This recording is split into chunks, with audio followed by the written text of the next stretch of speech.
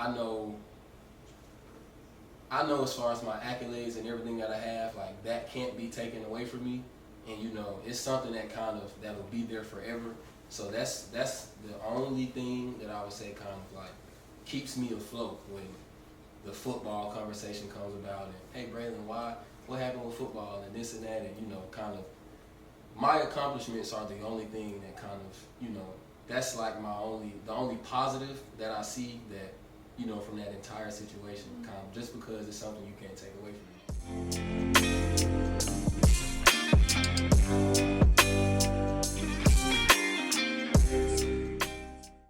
Welcome to episode 2 of When the Ball Drops. I'm Felicia, and I'm joined today by...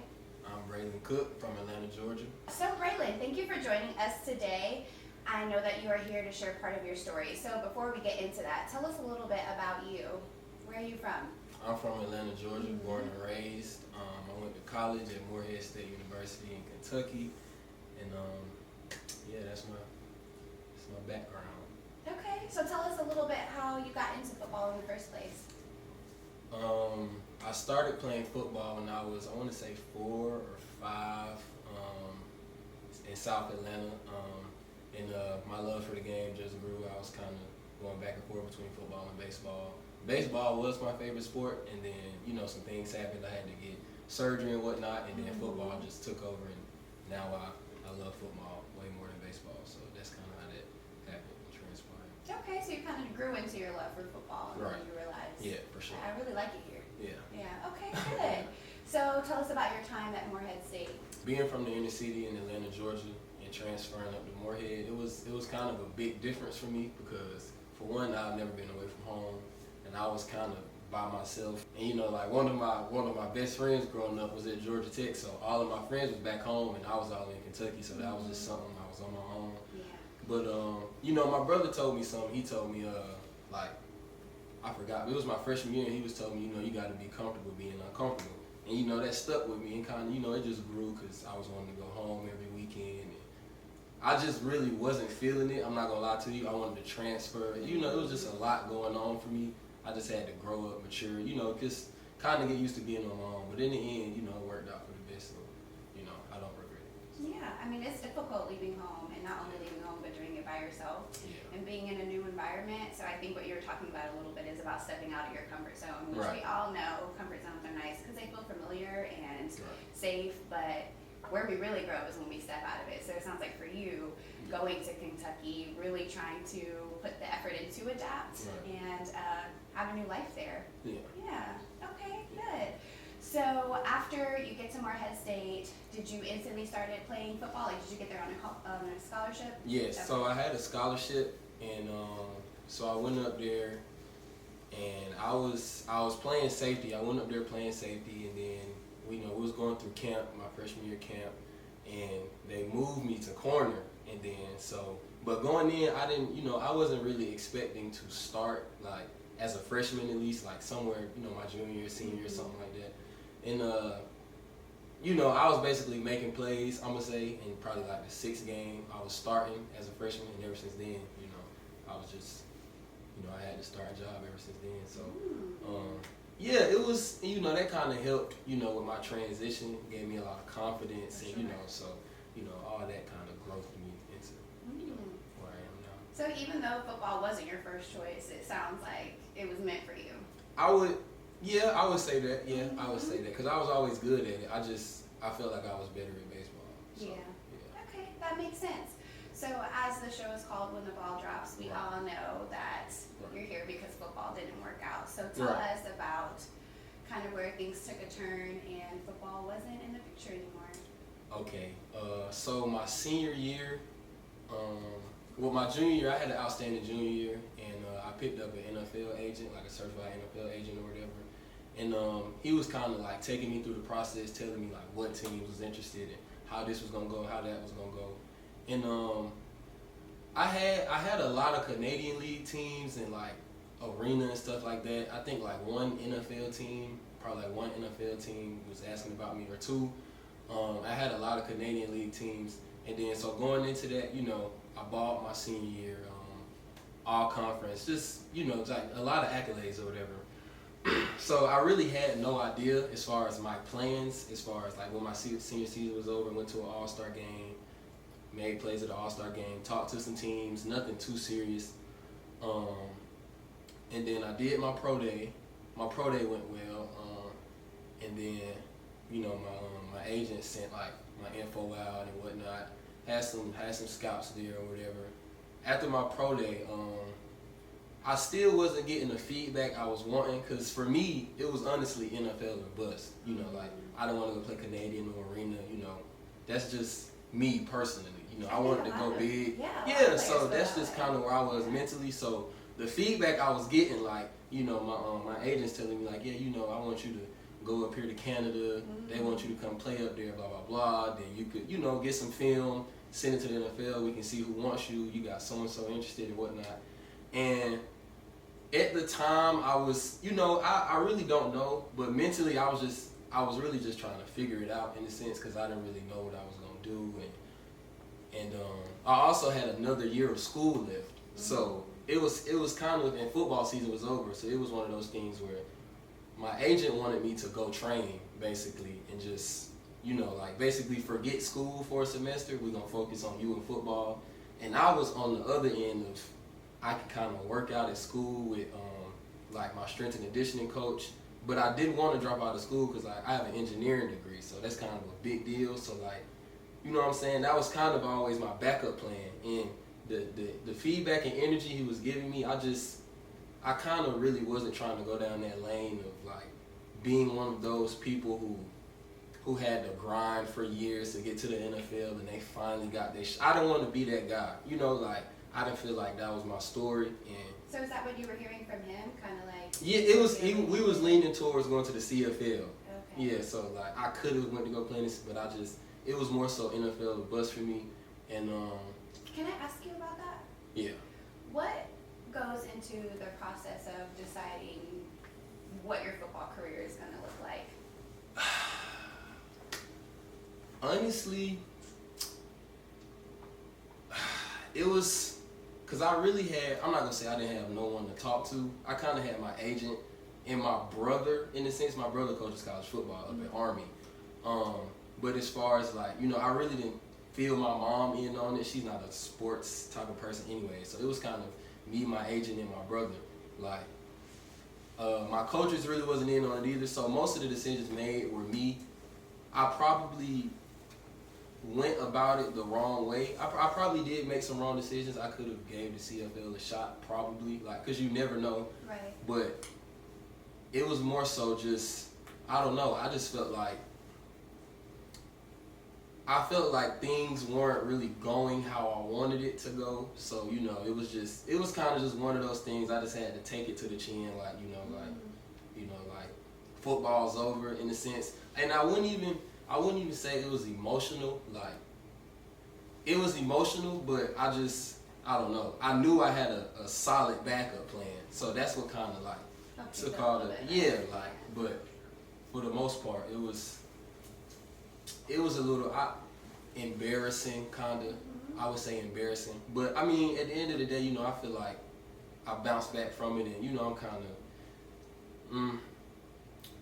so, but it was embarrassing at the end of the day. Because I feel like for a lot of players, they also feel like NFL is kind of like the top notch and the best of the best. So if the NFL isn't asking for me, I don't want to go overseas, I don't want to go to Canada, like, that's not the same thing. That means maybe that I'm not as good as I thought I was. So it can be quite humbling, and to your point, definitely embarrassing. Yeah. And I can also imagine just, you know, what kind of headspace you were in as a young man, having to make such a big decision and basically decide the trajectory of your life as a young person and doing it on your own. Like, that sounds like a lot of pressure. Yeah, and then, like, so, like I said, I had another year of school left. So after football season, fast forward into the next year, they're still seeing me, like, the students and stuff. But, you know, like, of course they didn't tell me stuff like this, but, you know, people are asking, like, what happened with football and et cetera. I'm still walking around campus, and, like, I know my coaches used to, like, invite me to practice, like, come to the games, come to practice, like, you know what I'm saying, come help them out, so-and-so and so-and-so. I just refused to go because it was just embarrassing for me. Like, why would I don't know, I probably went about it the wrong way, but I just felt like, why would I be out? It was just embarrassing for me. I'm not supposed to be here, so I'm not gonna like. My coaches never saw me. Like my teammates, my close ones saw me, but like other than that, like they never saw me. I didn't go to football games, you know, because I was still in school. But yeah, I just kind of separated myself and just finished out school and did what I had to do. So it was, yeah, it was tough, but you know, it is what it is. So I can imagine, because I heard you say, I tried to separate myself, Right. and that makes me think about a little bit of avoidance or a little bit of a protective mechanism. So was there something other than embarrassment that you were trying to protect yourself from? I just felt like everybody would look at me as a failure because, again, like I said, I felt like, and I think everybody knew that, you know, like the opportunity I had was there and just the accolades, everything that I had going on. And, you know, I felt like a failure because I was supposed to, you know, like here I am being this, I don't know, I'm not going to say superstar, but one of the best players on the team, let me say. Fast forward to the next, and I'm still around. I didn't go anywhere. I'm not playing football. I'm still stuck in Morehead in a sense. So it was definitely, you know, I feel like it was embarrassing.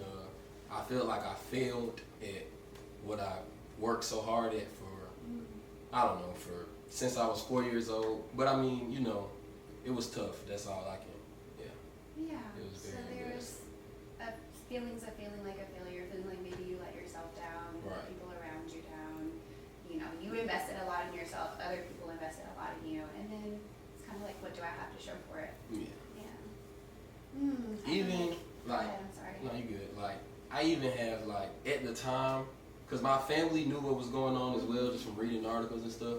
And I would have like little cousins like hit me up like, yeah, I can't wait till you go to the NFL, and aunts and uncles. So when all of that happened, I didn't have an answer for them. Like, what happened? You know, I really didn't have an answer. Like, Right. other than, you know, like I tell people straight up though, like, you know, I just wasn't good enough. Like, which, you know, that's just what it boils down to. I feel like, you know, so that's kind of the hardest part. Like, how I had to tell my aunts and uncles and little cousins and stuff, because they're thinking like this is what my dad, like they're thinking I'm gonna make it here and there, and so that was the worst part as far as like relaying that to my family, how my family looked at me. I'm not sure. I mean, of course they probably didn't think of it that way, but on the outside looking in, yeah, that's how I'm thinking everybody looks at me, like, you know. So it was, I don't know, it's just something I had to deal with.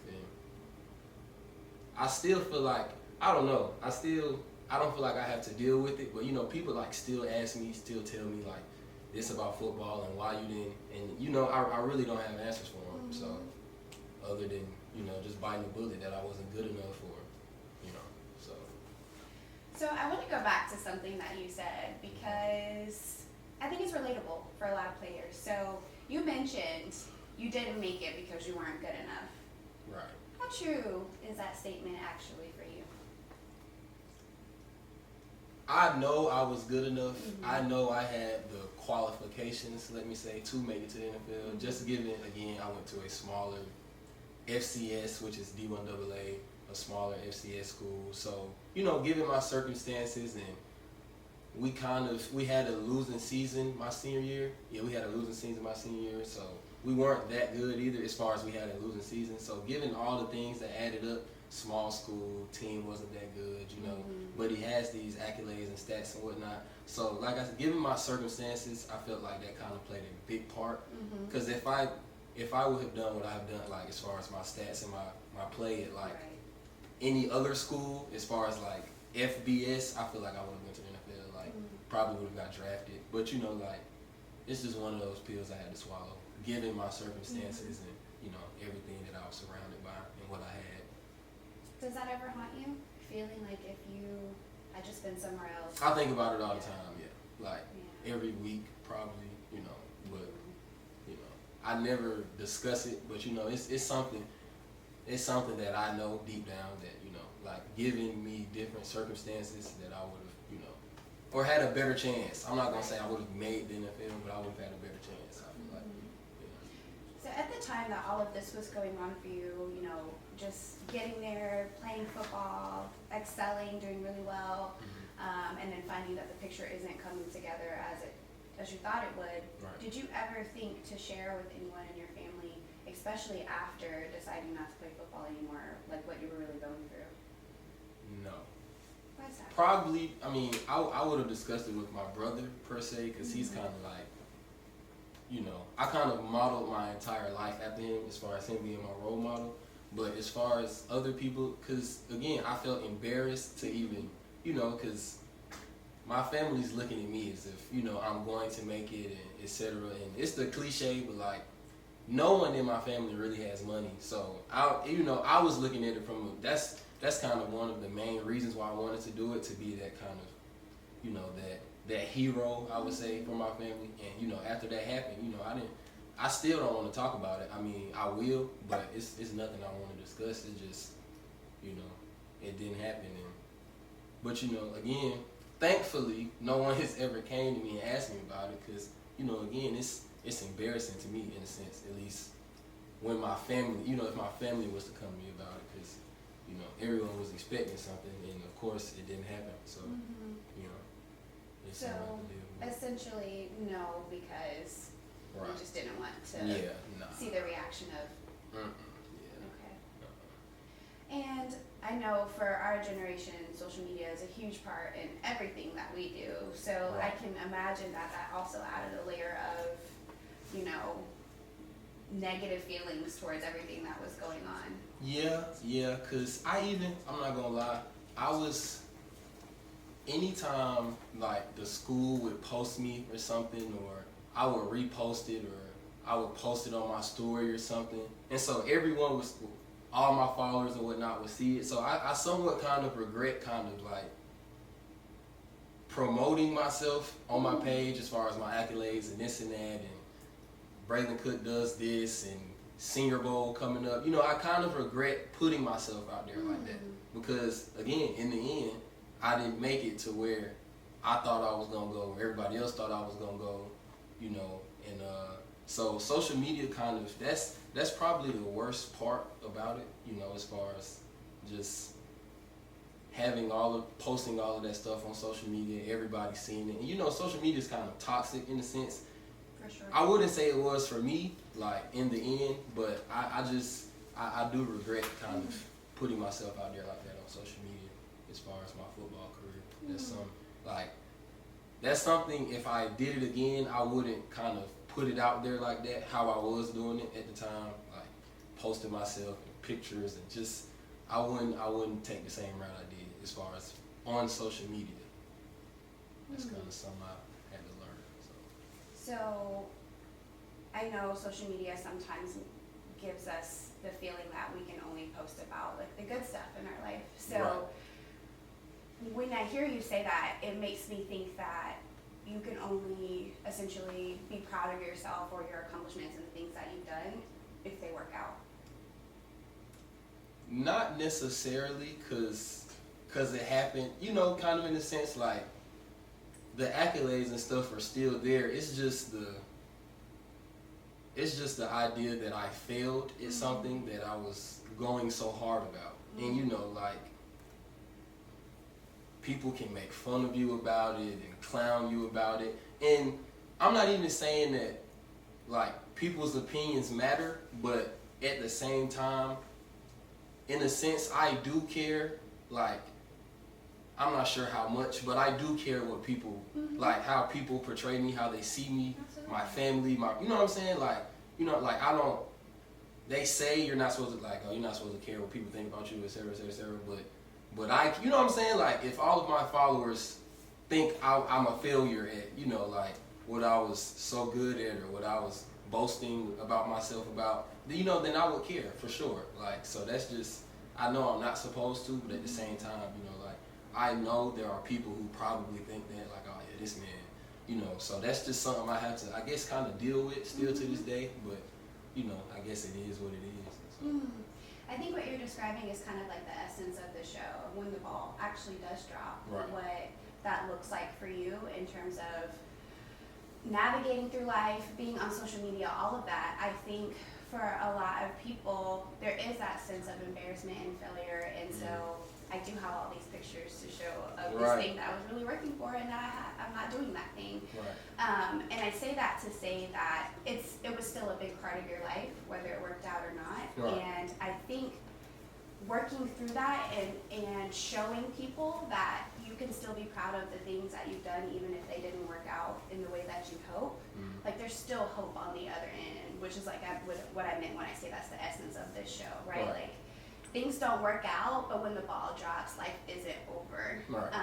And so I think sharing your story and just the point of the show in general, it really helps people work through that of like, I don't have anything to be ashamed of because Right. this was a big part of my life, and it's unfortunate that it didn't work out. Mm-hmm. But again, football is not all who I am. Like you mentioned, I had a whole backup plan that was Right. surrounding engineering. Right. So I think sharing your story helps show people that it's okay to be vulnerable, Mm-hmm. even if things don't work out in the way that you hope. Yeah. Yeah, it's tough, but you know, I guess that's life. You know, it's just something you have to deal with. So yeah, just something I have to deal with personally. You know, and again, I've never talked to nobody about it. I don't recall. Maybe my brother, but I don't. You know, I don't ever recall discussing it with him. But it's just this is something I've never discussed because you know it was just one of those. I just put everything behind me, which is what I usually always do when problems happen or you know like when things go bad. So I had to in a sense. So that's Yeah. just how I have to deal with it. How do you this feel day. talking about it now? It's this is bringing back a lot of memories and a lot of you know like I wouldn't say a lot of emotions. I was gonna say a lot of anger, but more so a lot of emotions. It's bringing back a lot of emotions, but you know, I don't regret anything that I did, but you know, I just know if things were different, like you said, you know, I know deep down that if things were different, my circumstances, you know, then things would have probably played out totally differently than how they did. So you mentioned that a lot of emotions are coming up for you right now. What are some of those emotions that you're feeling? A little bit of regret, anger, just curiosity, you know, if things were different, how things would have played out, and you know, but yeah, it's a lot of good and bad, a lot of emotions coming back, you know, a lot of memories and just a lot of things I'm playing over in my head. Okay. So if you could put yourself back in your shoes at the time, thinking about the anger, maybe some of the regret, or the good memories that come up to you, how do you remember dealing with those things, particularly the negative emotions? I disappeared. At the time, I kind of deleted all my football pictures off social media. I was going straight to class and going straight home. I wasn't really seen as much, like around campus. My friends, my family didn't really hear from me. My mom and brother, of course, but like aunts, uncles, and cousins, they didn't hear from me. So I just disappeared in a sense until I graduated and I kind of at least got my head back together and figured some things out, and you know, because school was also rough for me. So while all of that was going on, I'm still still a student and classes, and you know, it was just a lot going on at one time. And I'm by myself. I'm not talking to nobody about my emotions or discussing it. So I just disappeared, and I kind of just dealt with everything on my own. I would say so. Okay, so you just kind of faded into the background so you could have some space to yourself. Big time, disappeared. And if you mentioned that you weren't talking to someone at the time, how did you really work through those emotions? How did you get to the point where you are now? My accomplishments are the only thing that kind of, you know, that's like the only positive that I see that, you know, from that entire situation, kind of, just because it's something you can't take away from me. But everything else, you know, so that's kind of the only positive that I get out of it is, you know, knowing that I have those accomplishments, they can't be taken away from me, and you know, so that's kind of how I help myself ease through it. It's kind of, you know, like patting myself on the back in a sense. So picking yourself up, being your own supporter, Right. essentially, by, like you mentioned, that acceptance piece of like, I won't be playing football anymore. This is a decision that I've made. Right. And so now what I can do to help me through this is focus on the good things that I've done, the accolades, the other things that I still have going for me in my life. Right. It was more so like mentally, I I'm a big mental person, so mentally I just I had to force myself to believe, you know, like just, okay, it's over, you're an engineer now, you know, what's done is done, your accolades will be there forever, et cetera, you know, like you have these pictures and all this and that, articles and whatnot, what's done is done, but I had to completely shake myself mentally, and, you know, so like, it kind of, I don't know, just mentally it put me in a different space, because I forced to tell myself like, kind of like, okay, football is done and that doesn't matter, and you know, so I'm just somewhat lying to myself, but I had to do it to get, I wasn't around, you know, I wasn't talking to my friends about it. So at the same time while this is going on with me, I had another friend who was kind of going through the same thing. His was just more so, he actually made it there, so it was kind of him having to, you know, we was gonna see if he had to make the team, so I felt like it would have been selfish, and I wouldn't even say selfish, but it's more so like, I'm going through this, but meanwhile, one of my best friends he's here, where, you know, where I wanted to get to, so it's kind of one of the things where like, you know, I never said a word about it, because, you know, he was there, so I didn't, you know, I just didn't want to make it seem like one of them type of things where,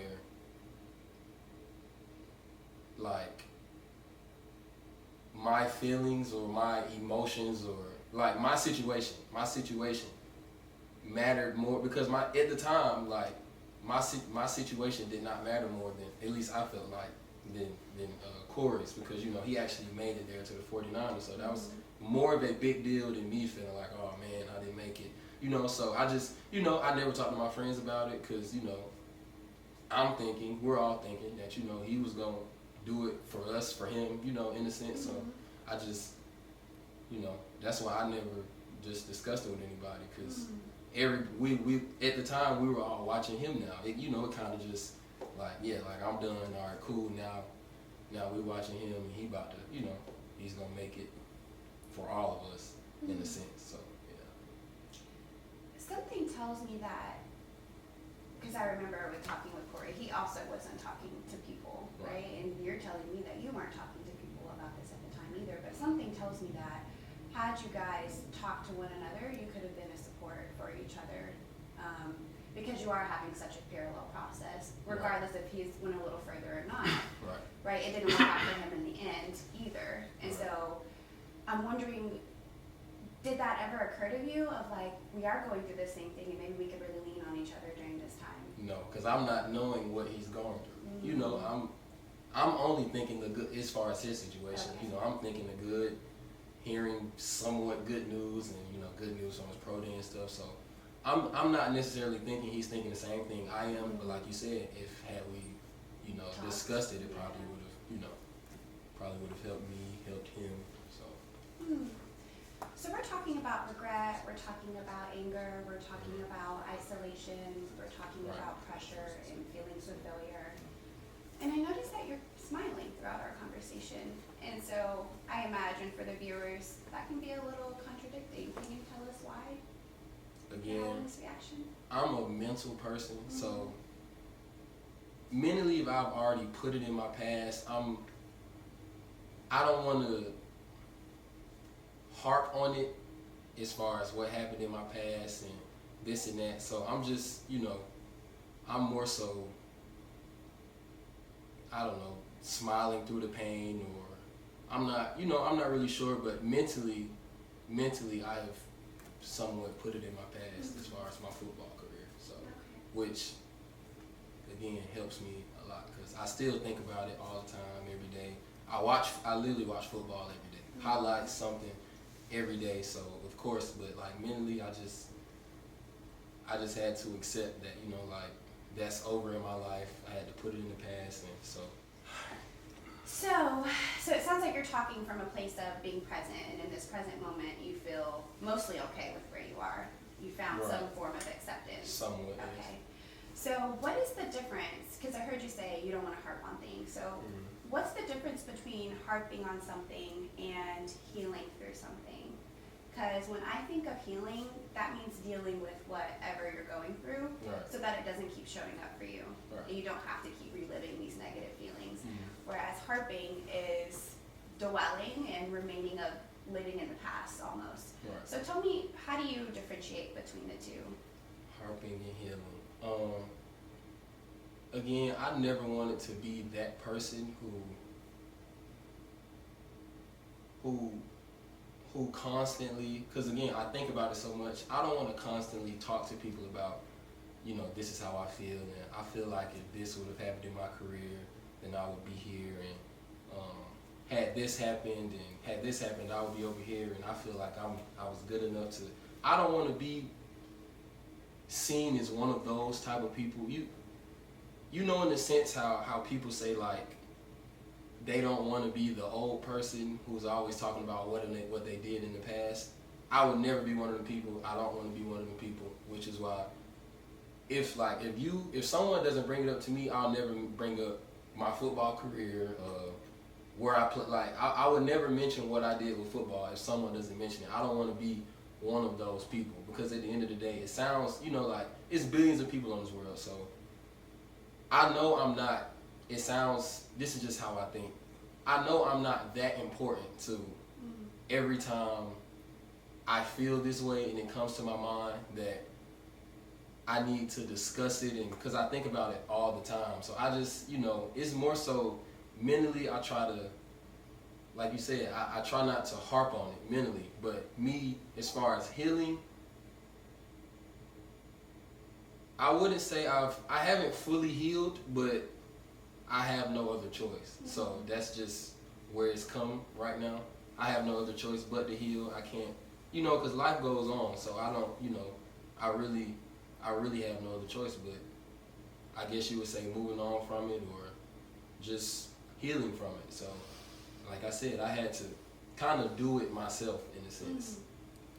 And it's still not fully there, but you know, like I'm kind of at peace with my football career, let me say.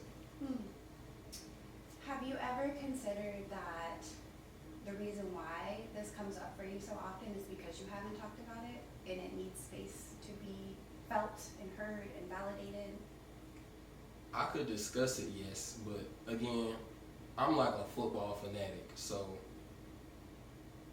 mentally, I would probably be old and still thinking about, man, like in my head, I would never discuss, probably with my kids and friends and stuff, but as far as like to the outside world, like I'll never keep discussing on how I feel like things should have played out and if I would have done this different, but I'll be well past my 60s, 70s grandkids still thinking about my pro day and if this team would have gave me a shot, I would have, or if I would have went to the Canadian League. So to be honest, this is just something, I'll probably die with this, like kind of, I don't know if it's on my mind, on my heart, or whatever, but that's truly how I feel. So I'll always, this is something I know I'll always think about. So it's just, it'll never go away in a sense. So that's just something I have to innerly deal with.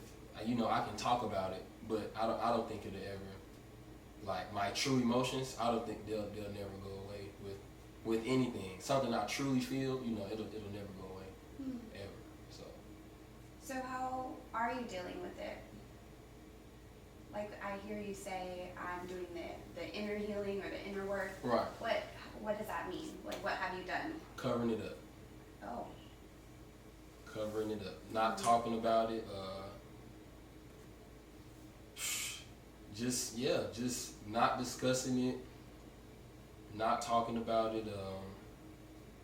That way, you know, no one would never know, and I'll never have to kind of get into details on, because I never have. So you know, I've never, you know, so that's kind of how I do it. I've never discussed it. You'll never know. So that's just, you know, how I had to, or how I am going through. So in working with people, I know that covering it up is not the same as healing. Right. That's like putting a Band-Aid on a wound that you would need surgery for. Right. So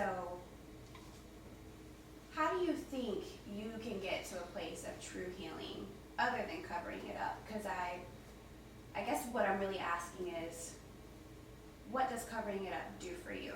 What do you get out of that? It helps me avoid discussing it with other people, and me being a kind of like I would say, at least how people view me, this, I don't know, like, I don't really express my feelings. So, that's just how I go about it. So I'll never have to discuss my feelings if I don't discuss it. And I personally feel like even if I was to go discuss it, if I got counseling and, just whatever process will help me deal with it, I still feel like years and years and years from now, it would still come up on I don't feel like me discussing it would probably change how I truly feel. It would probably help me feel better depending on the responses I get, and how they, how someone would tell me and relay the message back to me. But deep down, this is something I would, I'll go to the grave with this. Just as far as my football career, that's something I would go to the grave with, because it's still a part of my my everyday life, in a sense.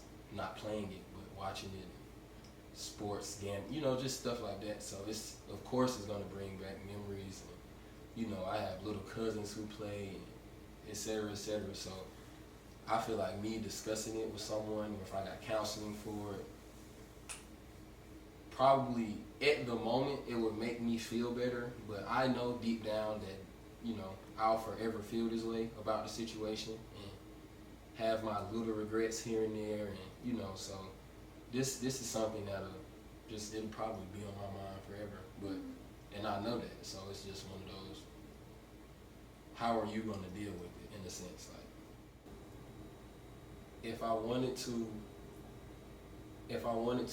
express my feelings, it would be with someone who kind of went through the same situation that I felt like I did, because again, my brother's kind of that father figure / just mentor to me, who I kind of was going to about all of my just football related issues and whatnot. But that specific issue, one, I was too embarrassed to go to him about it, and two,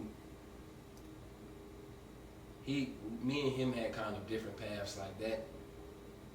He didn't take it, him making it to the NFL wasn't kind of a big deal as it was for me. So, I just felt like he couldn't really relate to how I really felt deep down. So that's just, and if I couldn't go to him about it, I wasn't going to discuss it with anybody else, So. Well, I can imagine he can relate on some level as a coach, right? He works with students who also have NFL dreams. So he can understand what that feels like, and what working hard towards something like that feels like.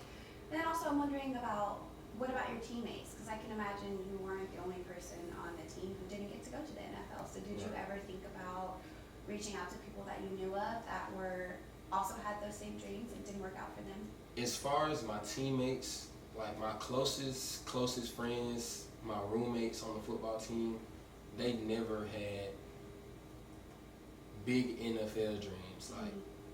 Most of them were in medical school, and just people who never and they even was telling me this, they never saw themselves going to the NFL. So it was kind of I probably did have a couple of teammates who probably felt the same way I felt, but I probably wasn't either close to them or but my closest teammates and people that I know of as far as on the team or whatnot, their dreams weren't as big as mine. So it kind of hit harder to me. So again, it was just one of those things where I felt like no one around me at the time could relate to specifically how I felt about just my career, my situation. So it was just something I took on the chin, and I just left it alone. Sounds like football has this really big almost code of silence when it comes to failure among the players, right? Talking about it seems taboo, or it seems we just don't do that, right? We can talk about who got a touchdown this week, who getting drafted. We can talk about all the good stuff, but when it comes to the internal stuff, the mental health, that kind of gets put on the back burner, and essentially you all have on these brave faces. Right. How difficult is it to put on this brave face every day, knowing what you were dealing with at the time? At the time, again, it was very difficult. That's why I disappeared. I got off social media. I kind of just hid myself until I could openly deal with it, until I could have answers. Because, it was, I didn't have answers. I didn't know. I really didn't know. I had no answers at the time. So that's just how I guess I would say I just had to go about it, in a sense. And it was tough, but, mentally, I felt like I had to do that for myself to move on, because in a sense it was over. So, I had no other choice but to kind of, move on from it, especially being a man. I didn't want to, just life goes on. This is over, and, now I have to, get to working with something else and try to get to where I want to get in life. Do you think before you started playing football at the college level, did you, or just at some point in your life in general, did you realize how important the mental health aspect is in order to be in this field, whether you're succeeding or failing? No. When you're going through it, or speaking for myself, going through it, you never think about, oh man, if I wonder how I'm gonna have to go about it if I don't make it, or what am I gonna say to, because everything is good when you're going through it and you're at your high and everything's going perfect in a sense, or just at least how you pictured it growing up forever. Like it's it's all playing out how you always dreamed of it or thought it was gonna be, and when you hit that bump in the road, it's like everything just everything turns from there. So yeah, that's just how I had to go about it. So you didn't really understand how important it was mentally to have that together, as well as your body physically that football requires of you. So let's fast forward a little bit to now. So you've gone through the process of going to college, excelling in football, having these dreams, them not really panning out, and you decided, I'm going to focus on my backup plan, which was using your engineering degree. Right. So mentally, I know you mentioned that you were, somewhat still healing through it, but tell us, where are you now? Like, what do you have going on outside of football?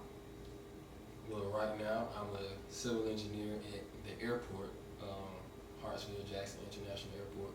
So that's what I'm doing. I'm kind of building myself up from there and getting all the experience and certifications and whatnot that I can to just keep, kind of excel at something else. So, I don't know, just to have that inner feeling that I made it, that's just because that's kind of what I always wanted, probably what everybody always wanted. So, just trying to bridge that gap together. So that's just, now it's more so kind of still in a competitive stance, but it's more so just transferred into like another field of engineering. So that's just, that's where I'm at now. And yeah, it's been great for me. So I love it, and I'm learning it, and it's a great paying job. Everything, I can't complain. So it's kind of that kind of helps me. So yeah, that's kind of where I'm at, where I'm going, and everything's going great right now. That's good to hear. Thank you. So between the period of graduating and where you are now, what helped you kind of really settle into this decision that you made with engineering, accepting that, and essentially feeling good and fulfilled with where you are now? What do you think helped you the most? Truth be told, the only reason I am an engineer is because my uncle, he's, I would say, probably one of the biggest engineers in the world, literally, like he's won awards for it and everything. So I kind of, he's the richest, at least like personally that I know in my family. Like he has the most money out of everyone in my family. So seeing that growing up, I always wanted to do exactly what he did, you know. So that's kind of where I painted that engineer background from, and me having his help, and I've had plenty talks with him just about, you know, like life after football, going into engineering. You know, he kind of really helped guide me through that, and how I'm supposed to do this, and just, you know, how I'm supposed to go about these things and whatnot, because, you know, and even in engineering, I kind of had some bumps in the beginning. Like, he helped me get two big engineering jobs. Like my first two jobs after college, I was fired from both of them. This is a true story. My first two jobs from college, I was fired from both of them. And I wouldn't even say it was my fault, but I would, you know, like, it is what it is. But so I even had some patches there, but like my uncle Franklin, kind of, you know, him being there, and, you know, like, again, me, at least in this instance, me having someone to talk to, you know, I instantly kept bouncing back from it, and, you know, now I'm a better job, a better situation. So, you know, like, I had someone in this instance who, you know, who went down my same path, and, you know, someone who I could lean on, and yeah, my uncle kind of, you know, he's for sure the reason I'm here as far as where I'm at now with engineering. Yeah. So he inspired you, and he was also that person kind of that you were looking for with football. Exactly. Right. Yes. Okay. For sure. Because if I didn't have him, I don't know. I even stopped working for like a year. Like, after I got fired from my first two jobs, I stopped working for like, you know, I stopped working for a year, and then I came back, talked to him, and, you know, he kind of helped me get back on track, and, you know, I'm trying to, you know, at least it has been from there. I've just been, you know, going up from there. So it's been a lot of patches along the road, but now everything is great, you know, and I'll keep continuing building on that, and just, you know, my football background, I've transferred it into, you know, like, just my work life. So, and, you know, it kind of shows I'm the second youngest engineer there at the airport. So that's amazing. Yes. So you know, it's just one of those things I kind of feel proud about. You know, like, not necessarily saying I actually made it, but, you know, I don't know too many people. I don't even think I know any engineers, like, personally. But, you know, I just feel, it makes me feel special inside from a competitive standpoint of, like, I feel like I'm one of one. Not literally, you know, but I don't know too many people who are engineers, you know, especially just kind of in my shoes doing what I'm doing. So that's kind of, you know, what, you know, it feels really good, let me say. Yeah, I can imagine. And I think this piece that you're talking about of having a backup plan is something that's missing for a lot of football players. So how did that even come to the forefront of your mind of, like, oh, if football doesn't work out, let me make sure I have something else in place? Because for a lot of players, football is life, and once that's over, it's over, and I don't know where I go from here. So what helped you put that in place? It's funny you say that, because my freshman, so remember I said that after football was done, I still had to do another year. Right. So, okay.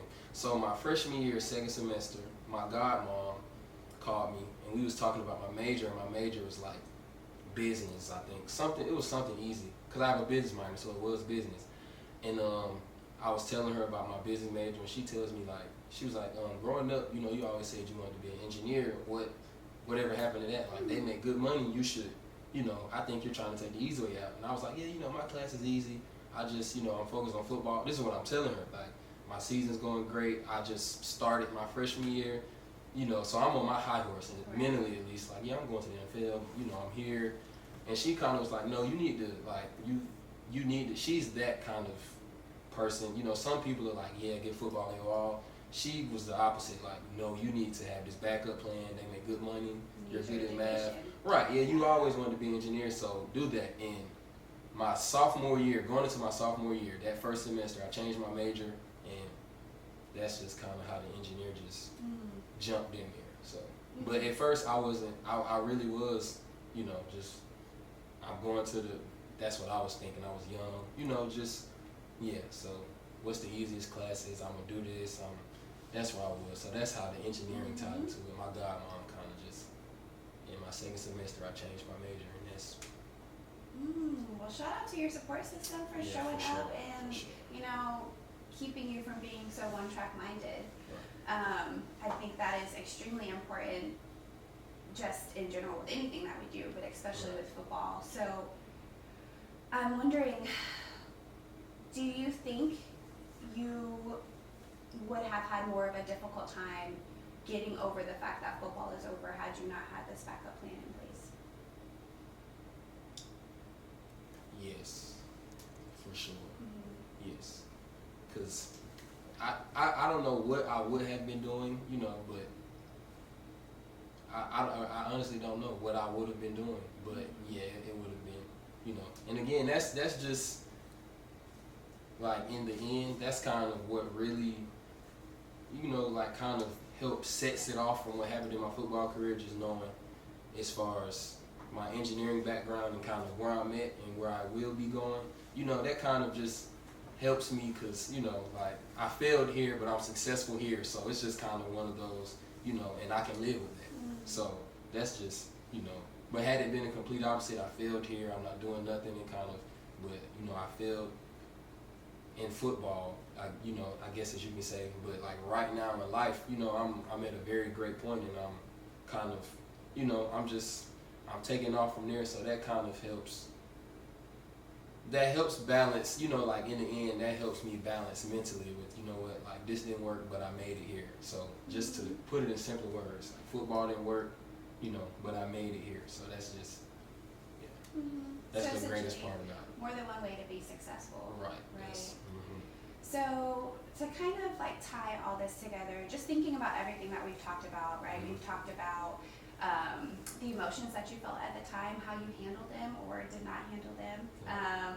You know, not being able to talk to people in your life to get support around how you were feeling, just all of that. So, and I also heard you mention that you had some regrets when you think about it.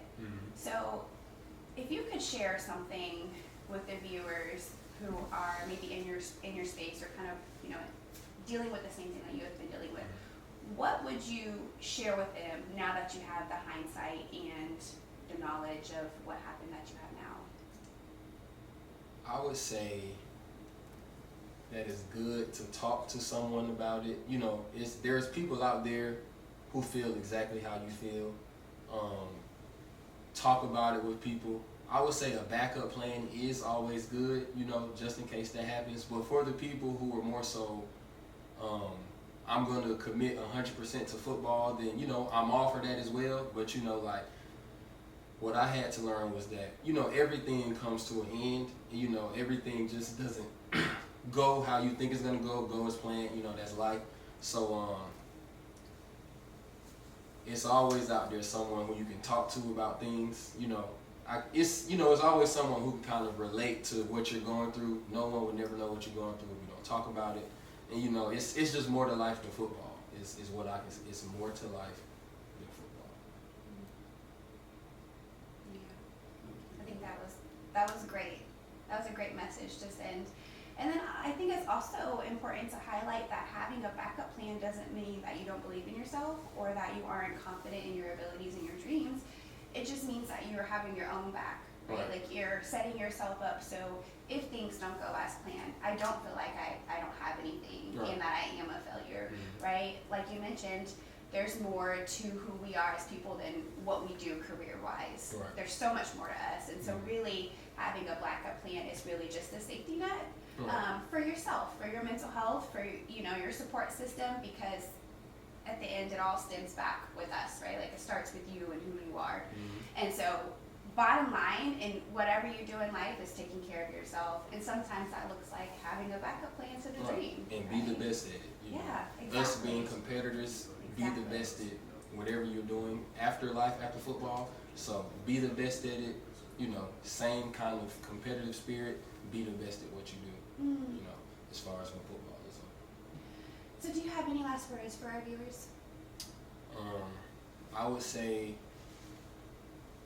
have a plan because life goes on. There's life after football. So whatever you're good at, you know, anything you have a passion for, whether it's you know, it could be drawing, it could be, you know, like you could like real estate, just anything you have a passion for. I would say be the best at what you do, give it your all. It's kind of the same competitive aspect, you know, like dominate in your field, do what you're best at, you know, like always have a plan, because life happens, and you know football will end for everyone one day. You know, Father Time is undefeated, so that's just kind of how I would. The best advice I can give you is to have a plan, for sure. Well, for someone who doesn't talk about their emotions often, I think you did an incredible job today, and I wanted to really highlight your courage and your ability to be vulnerable with me today. You did a really wonderful job, and I think you're really going to help someone by sharing your story, so thank you. I hope so. All right, guys, this has been When the Ball Drops. I'm Felicia. Join us next time.